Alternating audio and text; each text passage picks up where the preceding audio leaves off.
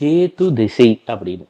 இந்த கேது திசை என்னன்னா விட்டு விலகுதல் அப்படின்லாம் இருக்கும். ஊர் வம்பு பேசாம இருக்கணும். முடியுமா? புதன் தசை 20 வருஷம் கூட நம்ம சொல்லலாம். என்ன சொல்லலாம்? சுக்கிர தசை 20 வருஷம், புதன் தசை 17 வருஷம். நீங்க வந்து இந்த புதன் தசை 17 வருஷம் கூட நீங்க எல்லாருக்கும் உதவிடலாம். கம்யூனிகேஷன் ஸ்கில்ல வளர்த்துக்கலாம். கேத்து தசை ஒரு சிறப்பான ஒரு விஷயத்தை எதிர்பார்க்கும். இது என்னன்னா, தாமரை இலை தண்ணீர் போல எதுலயுமே அதிகமா வாயை கொடுத்து மாட்டிக்க கூடாது. விநாயகரை வழிபடணும்.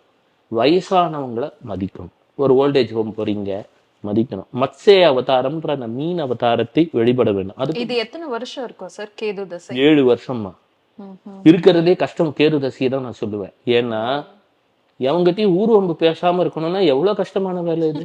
7 வருஷம் ஊர்வம்பு பேசக்கூடாது, வயசானவங்களை மதிக்கணும்.